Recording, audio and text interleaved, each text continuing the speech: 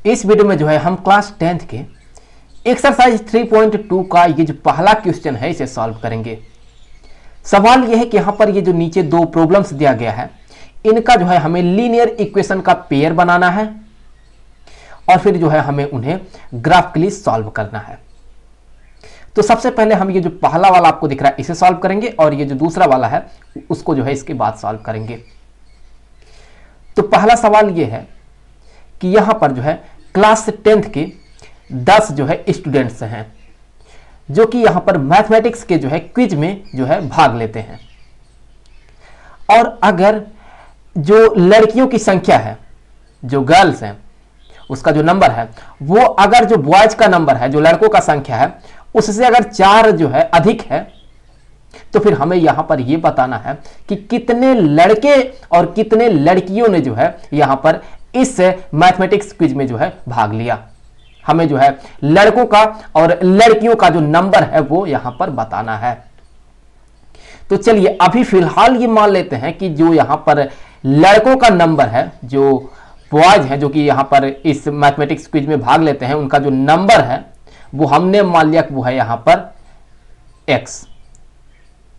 और जो लड़कियों का नंबर है, जो गर्ल्स का यहां पर नंबर है, वो हमने मान लिया कि वो है यहां पर y। सो यहां पर गर्ल्स का जो नंबर है वो यहां पर है y। तो हमें यही x और यही y बताना है। तो अब देखें टोटल कितने स्टूडेंट हैं, तो टोटल यहां पर है 10। तो यहां से हम ये कह सकते हैं कि x plus y equal to ये हो गया यहां पर 10 के। अब सवाल ये कहता है कि जो लड़कियों की संख्या है y, ये लड़कों के संख्या से जो है 4 अधिक है। दैट मीन जो y है ये बराबर है x प्लस 4 के। तो यहां पर ये क्या हो गया, ये हो गया कि लड़कियों की जो संख्या है वो लड़कों के संख्या से यहां पर 4 अधिक है। तो यहां से हम ये कह सकते हैं कि अगर जो है हम x को इस साइड लाते हैं तो ये जो इक्वेशन है ये हो जाएगा y minus x equal to यहां पर ये हो गया 4 के। तो यहां पर हमें दो इक्वेशन मिला। एक तो ये है, चलिए मान लेते हैं कि यह पहला इक्वेशन, और यहां पर ये हो गया मान लेते हैं दूसरा इक्वेशन। हमें जो है यहां पर इन्हीं को ग्राफिकली जो है यहां पर सॉल्व करना है। तो उसके लिए हमें यहां पर जो है जो सॉल्यूशन होता है वो कंसीडर करना होता है। कुछ हम यहां पर सॉल्यूशन कंसीडर करेंगे दोनों इक्वेशन का। तो यहां पर हम इसका 2 सॉल्यूशन कंसीडर करेंगे और इसका भी 2 सॉल्यूशन कंसीडर करेंगे और फिर हम उन्हीं के हेल्प से जो है हम इसे ग्राफिकली सॉल्व कर लेंगे। तो चलिए यहां पर हम इसका सॉल्यूशन अभी कंसीडर करेंगे। तो इसके लिए हम x का 2 वैल्यू चूज करेंगे और वहीं से हम y का वैल्यू निकालेंगे। आप रेंडम जो है कुछ भी वैल्यू यहां पर मान सकते हैं। सो यहां पर हम x का 2 वैल्यू लेंगे। तो हमने जो x का पहला वैल्यू लिया वो ले लिया, चलिए 4 हमने मान लिया। आप कुछ भी मान सकते हैं। अगर आप यहां पर x के जगह पर 4 रख देते हैं और फिर 4 को उस साइड भेज देते हैं तो 10 माइनस 4 इक्वल टू यहां पर होगा 6। तो y का वैल्यू यहां पर मिलेगा आपको 6। अब अगर आप x के जगह पर जो है 6 रख देते हैं तो आपको देखें y का वैल्यू क्या मिलेगा। ये जो 6 है ये इस साइड जाएगा तो 10 माइनस 6 इक्वल टू यहां पर होगा 4 के। तो अगर x को आप 6 मानते हैं तो फिर आपको y का जो वैल्यू मिलेगा वो मिलेगा 4। इसी तरह से जो है हम इसके लिए भी 2 सॉल्यूशन निकालेंगे। तो यहां पर हम इसके लिए भी 2 सॉल्यूशन कंसीडर करेंगे। तो यहां पर हम रेंडम वैल्यू चूज करते हैं, आप कुछ भी रख सकते हैं। तो अभी यहां पर हम x का 2 वैल्यू लेंगे तो वहां से हमें y का 2 वैल्यू मिलेगा। तो हमने जो x का वैल्यू लिया वो ले लिया पहले तो 1। तो अगर आप यहां पर 1 रख देते हैं x के जगह पर 1 और फिर -1 को उस साइड भेज देंगे तो ये होगा +1। तो 4 + 1 इक्वल टू क्या होगा, ये होगा 5। तो y का वैल्यू इस केस में आपको मिलेगा 5। अब अगर आप x के जगह पर जो है यहां पर 2 रख देते हैं तो ये होगा -2। तो -2 को उस साइड भेज देंगे तो 4 + 2 इक्वल टू क्या होगा, ये होगा 6 के। तो x के जगह पर अगर आप यहां पर 2 रख देते हैं तो y का वैल्यू यहां पर आपको मिलता है 6। अब हम जो है यहां पर इसे ग्राफिकली रिप्रेजेंट करेंगे और वहीं से x और y का वैल्यू हमें मिलेगा। तो ये रहा वो ग्राफ जिसमें कि हम इसे रिप्रेजेंट करेंगे। तो यहां पर अगर आप देखें तो x का वैल्यू जब 4 है तो y का वैल्यू यहां पर 6 है। तो वो पॉइंट कहां मिलेगा हमें, तो यहां पर ये जो पॉइंट है ये जो है ये 4 को रिप्रेजेंट कर रहा है, x इक्वल टू 4, और ये जो पॉइंट है ये y इक्वल टू 6 को रिप्रेजेंट कर रहा है। तो उसके लिए यहां पर जो है ये होगा वो पॉइंट जिसका कोऑर्डिनेट यहां पर होगा 4, ये 6 के। अब जब x का वैल्यू 6 है तो y का वैल्यू यहां पर देखें ये 4 है, तो x का वैल्यू यहां पर ये 6 है और y का वैल्यू यहां पर ये 4 है। तो फिर इसके लिए देखिए हमें यहां पर वो पॉइंट मिलेगा। इसका कोऑर्डिनेट क्या होगा, इसका जो कोऑर्डिनेट होगा ये होगा यहां पर 6, ये 4। तो अब हम क्या करेंगे कि अब जो है हम इन दोनों ही पॉइंट्स को यहां पर कुछ ऐसे मिला देंगे, कुछ ऐसे। सो यहां पर हमें जो है एक कुछ ऐसे यहां पर एक स्ट्रेट लाइन मिलता है। तो ये जो स्ट्रेट लाइन है ये यहां पर जो है इस इक्वेशन को रिप्रेजेंट कर रहा है, जो कि है यहां पर x plus y equal to 10। अब चलिए इस इक्वेशन के लिए भी जो है हम ग्राफ प्लॉट कर लेते हैं। तो देखिए जब x का वैल्यू 1 है तो y का वैल्यू यहां पर 5 है, तो वो पॉइंट कहां होगा, वो पॉइंट कुछ यहां पर होगा। तो इस पॉइंट का जो कोऑर्डिनेट होगा वो क्या होगा, इस पॉइंट का जो यहां पर कोऑर्डिनेट होगा वो होगा यहां पर 1, ये 5।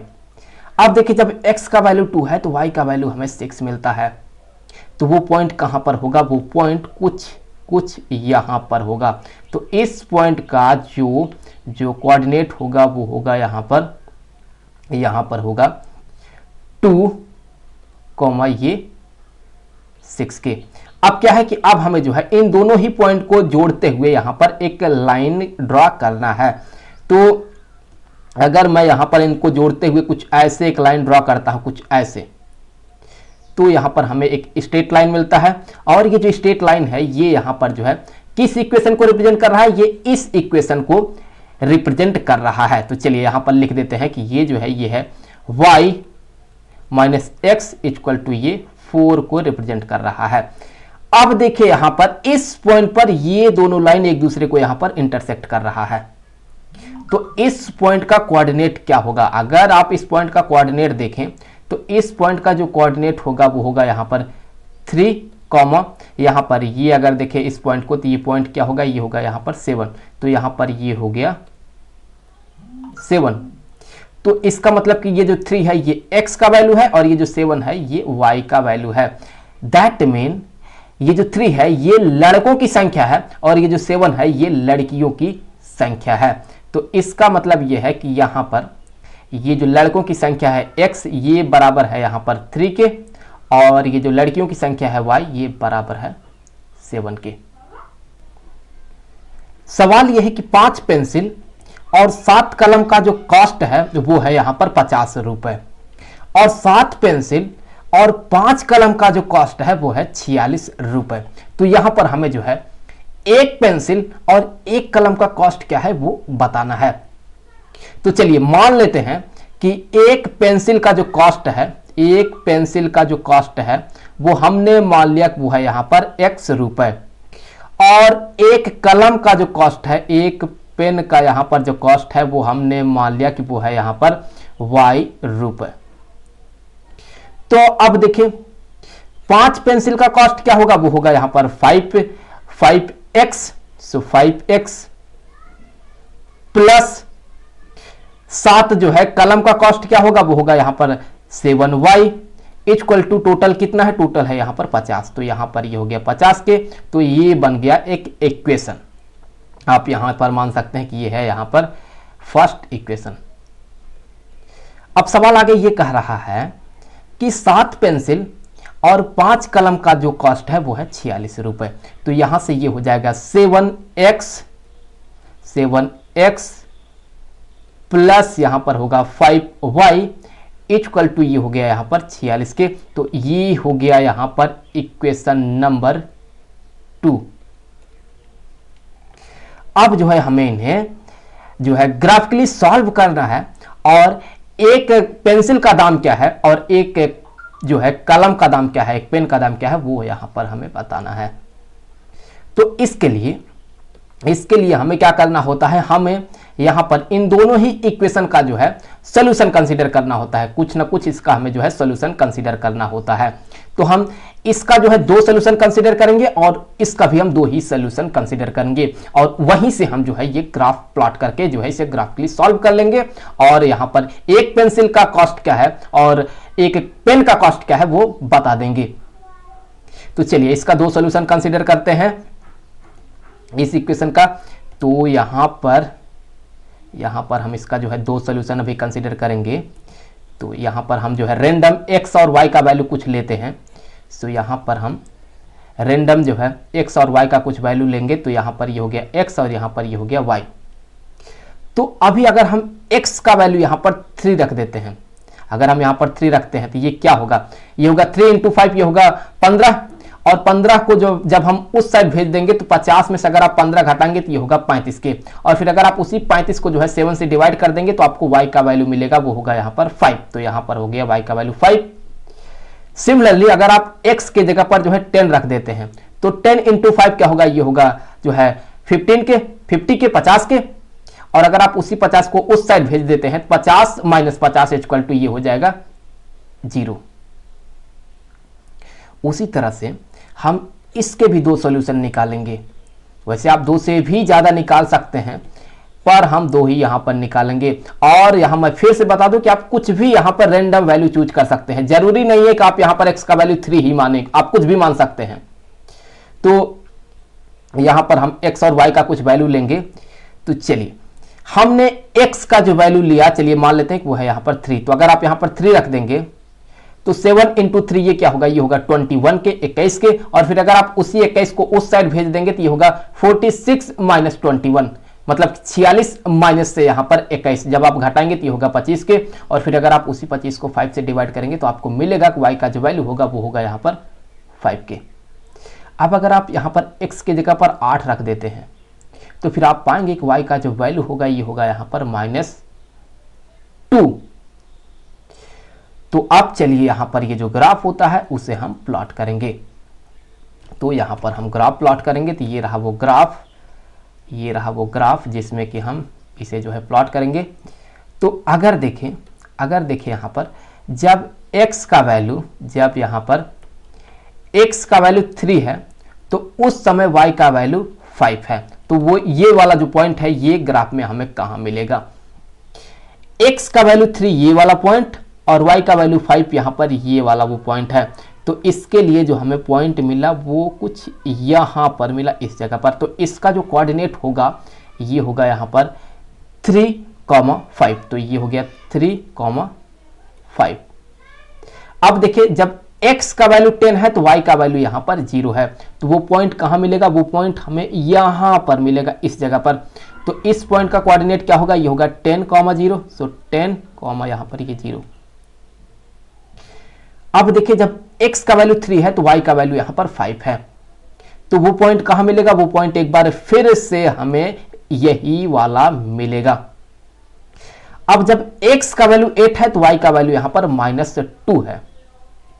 तो x का वैल्यू 8 कहां पर होगा, x का वैल्यू 8 यहां पर होगा इस पॉइंट पर, और y का वैल्यू -2 है। तो y का वैल्यू अगर देखें -2 तो वो पॉइंट कुछ इसी जगह पर होगा। क्यों, क्योंकि अगर यहां पर देखें, अगर आप देखें यहां पर ये होगा यहां पर -1।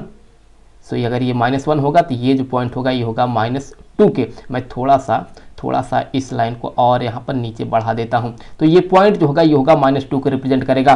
तो इसके लिए देखिए जो हमें कोऑर्डिनेट मिलेगा वो कोऑर्डिनेट कहां मिलेगा, आप ऐसे इसे बढ़ा दें और फिर आप इसे यहां पर ऐसे बढ़ा दें। तो यहां पर इस पॉइंट पर ये दोनों एक दूसरे को इंटरसेक्ट कर रहा है। तो ये जो पॉइंट होगा ये पॉइंट यहां पर होगा माफ कीजिएगा 8, -2 के।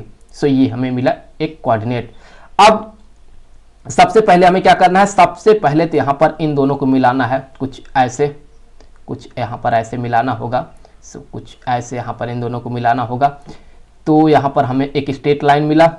ये जो स्ट्रेट लाइन मिला हमें, ये किस इक्वेशन के लिए मिला है, ये जो स्ट्रेट लाइन मिला है हमें, ये यहां पर जो है इस पहले वाले इक्वेशन के लिए मिला है, जो कि है यहां पर 5x x plus 7y equal to यहां पर ये 50 के है। अब हम जो है इसके लिए भी स्ट्रेट लाइन बनाएंगे ग्राफ में, तो उसके लिए हमें इस पॉइंट को और साथ ही साथ यहां पर जो है इस पॉइंट को मिलाना है।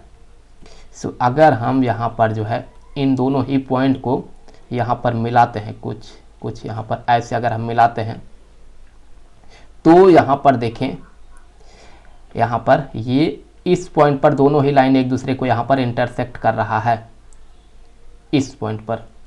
तो इस पॉइंट का कोऑर्डिनेट क्या है, ये है 3,5। इसका मतलब कि ये x का वैल्यू हुआ और ये y का वैल्यू हुआ। तो अगर ये x का वैल्यू हुआ और ये y का वैल्यू हुआ तो फिर क्लियर है कि x का वैल्यू 3 है, y का वैल्यू 5 है। तो इसका मतलब क्या बना, इसका मतलब ये बना कि एक पेंसिल का जो प्राइस है, जो कॉस्ट है, वो है यहाँ पर 3 रुपये, वो है यहाँ पर 3 रुपये, और एक पेन का जो कॉस्ट है वो यहाँ पर आ रहा है देखिए 5, तो यहाँ पर ये हो गया यहाँ पर 5 रुपए के।